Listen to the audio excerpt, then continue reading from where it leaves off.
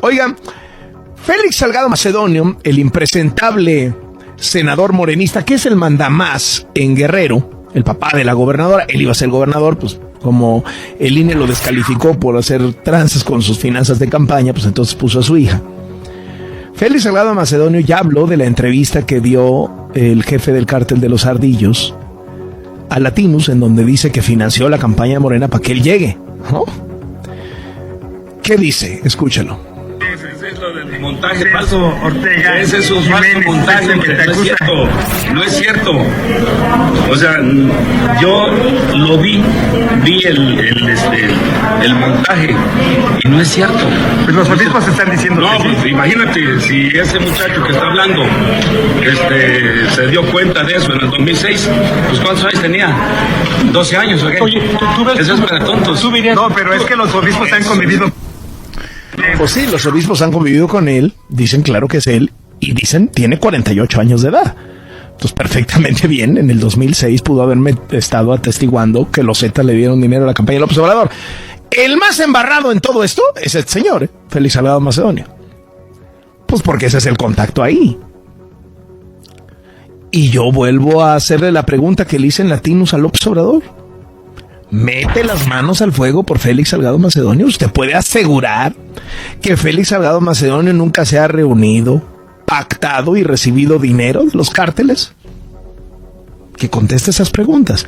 No las preguntas tontas ahí riéndose. No, que dé una entrevista de verdad. A un periodista que le vaya a hacer preguntas de verdad. ¿Por qué no se atreve a dar una entrevista al presidente? Ya que se animó a dar entrevistas en la recta final de su sexenio, pues yo tengo la mano levantada. Que no le tenga miedo, nada más es una entrevista. Es más, casi todas las preguntas que le voy a hacer ya se las adelanté porque las he dicho públicamente. Como el presidente no me da una entrevista, le he dicho públicamente, a ver, ¿de dónde salió el dinero de Pío López Obrador? ¿Llegó del gobierno de Manuel Velasco en Chiapas? ¿O de dónde salió? ¿Tienen o no contratos con el gobierno los amigos íntimos de su hijo? ¿Conoce usted a Amílcar Olán? ¿Es el de las grabaciones? ¿Tiene o no tiene un contrato con el gobierno de Quintana Roo por medicinas? Eso sí, que están metidos en la venta de medicinas sus hijos. ¿Tiene o no contratos con Dos Bocas? ¿Tiene o no contratos con el Tren Maya? ¿Su secretario particular, su jefe de ayudantía, le consiguió o no le consiguió reuniones a Amílcar Olán con los altos funcionarios de Morena, del IMSS, etcétera, etcétera? Ayer sacamos otro nuevo, el de los primos. Ahí están todas las preguntas. Ahí están todas las preguntas. Pero como no tienen respuesta para todas estas preguntas, pues insultan, ¿no? Y claro, todo esto mientras López Obrador hace rabietas porque no se puede sacudir de las redes sociales. Antes, benditas redes sociales, ahora las maldice. El mote de narcopresidente AMLO, narcopartido Morena, narcocandidata Claudia. Y sigue enojadísimo y recordando que ya son 15 días consecutivos de que es tendencia en las redes esta serie de hashtags de narcopresidente, narcocandidata, narcopartido. Enojadísimo con el reportaje sobre cómo llegaron $2 millones del cártel de Sinaloa a su campaña con base en la declaración de 5 testigos protegidos. Y esto dijo López Obrador al respecto. ¿Ya estaba cancelada la investigación? Sí. Entonces, si ya estaba cancelada la investigación, ¿por qué este pseudo periodista tan famoso, galardonado, saca ese reportaje ahora? Viene luego una leyenda, presidente narco, AMLO. ¿Saben? Bueno, me quedé en 170 millones de vistas, pero ya debe de estar arriba de 200 millones de vistas. No hay que olvidar una cosa. Se cerró la investigación no porque no fuera cierto, no porque no hubiera elementos para seguir investigando, no porque ninguna autoridad de Estados Unidos haya dicho no, esto fue mentira o esto que dijeron los testigos protegidos no es verdad. No, se cerró la investigación porque no querían intrometerse en la política mexicana. De hecho, cuando han venido Elizabeth Sherwood Randall y Ken Salazar a México, han dicho, la investigación está cerrada, es caso cerrado. No dicen el presidente es inocente. No dicen los agentes de la DEA mintieron o esta investigación resultó falsa. No, nada más dicen, cerramos el caso. ¿Y por qué cerraron el caso? Para no tener broncas con México. ¿Y por qué no lo reabren? Porque si ellos reabren el caso de narco López Obrador lo que reabre es la frontera. Y entonces se dejan venir cientos de miles de migrantes y Biden pierde las elecciones. Así de sencillo. Así de sencillo. El presidente López Obrador confesó hoy en su conferencia mañanera que hace unos meses permitió que los criminales tomaran Chilpancingo, la capital de Guerrero. Hace como 6 meses, 8 meses, tomaron Chilpancingo con mucha gente, no sé, 1,000, 2,000, y estaban buscando un enfrentamiento.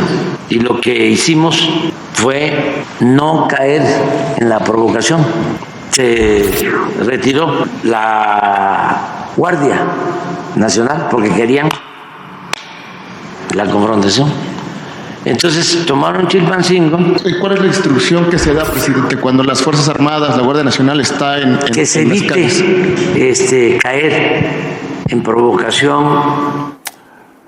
Esto de no enfrentar a los criminales para evitar un baño de sangre es la misma narrativa que usó el presidente cuando el Culiacanazo, cuando él decidió liberar a Ovidio Guzmán, el hijo del Chapo Guzmán.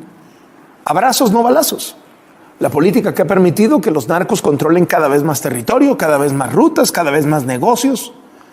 En el caso de Guerrero no hay que perder de vista que cuando los ardillos y los tlacos llegaron a una tregua la semana pasada para evitar asesinatos, la tregua implica repartirse el territorio, repartirse las rutas, las zonas del tráfico de drogas y repartirse también las actividades económicas. ¿Quién se queda con el comercio del pollo, con la carne, con el rastro, el reparto de cervezas y refrescos, el transporte público?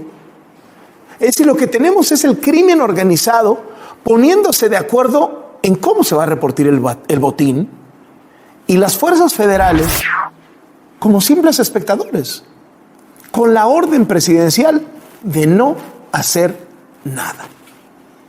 La semana pasada le presentamos la entrevista exclusiva de Latinus con el líder del cártel de los Ardillos. Dijo que él atestiguó cómo los Zetas financiaron la campaña presidencial de López Obrador en el año 2006. Lo primero que hizo el presidente fue decir que era un montaje, que no era Celso Ortega y que quizá la grabación no se había hecho en Guerrero, sino en Valle de Bravo, Estado de México. Eso del montaje lo repitieron la candidata presidencial Claudia Sheinbaum, la alcaldesa de Chilpancingo, Norma Otilia Hernández, que se había reunido con el líder de los Ardillos. Lo repitieron los propagandistas del gobierno, sus periodistas funcionales. Pero aquí en Latinos le transmitimos entrevistas con el obispo y el sacerdote de Guerrero que se reunieron con los líderes criminales de ese estado con el aval del presidente López Obrador para negociar la paz. Y ellos confirmaron que el entrevistado sí era el líder de los Ardillos. Luego incluso la Fiscalía General de la República hasta le pidió al capo presentar las pruebas de sus dichos contra el presidente, validando la autenticidad de la entrevista. Los obispos también confirmaron que la entrevista se grabó en Guerrero y no en el Estado de México. En redes sociales también cuestionaron que Celso Ortega se veía muy joven. Los obispos dijeron, pues tiene 48 años de edad, se ve joven, pero tiene 48 años de edad. Y ya en la desesperación por proteger al presidente, los periodistas afines al régimen llegaron al punto de decir que los Zetas no existían en 2006, cuando, sin ir más lejos, el diario La Jornada, periódico favorito de López Obrador, tiene una nota titulada Los Zetas más fuertes que nunca, fechada justo en el 2006. O sea, poco a poco, uno por uno, se fueron cayendo todos los intentos del régimen por desacreditar la entrevista. Y entonces, ¿qué hizo el presidente hoy ante toda esta evidencia? Y después de haber reconocido cómo los tlacos y los ardillos dominan Guerrero, pues el presidente optó por el viejo recurso de culpar a los gobiernos del pasado. Lleva más de 5 años de presidente. Está a 7 meses de que se le acabe el cargo. Guerrero está peor que nunca en seguridad, pero el presidente dice que todo es culpa del pasado. Lo que pasa es que creció mucho, se dejó crecer. Esto viene de tiempo atrás, desde hace 2, 3 sexenios, y echaron raíces, se fortalecieron en comunidades, tienen en algunas partes base social de respaldo, de apoyo. También entraron por la vía de los partidos, lo que ha venido sucediendo en el país desde hace algún tiempo y se está combatiendo, pero es un proceso.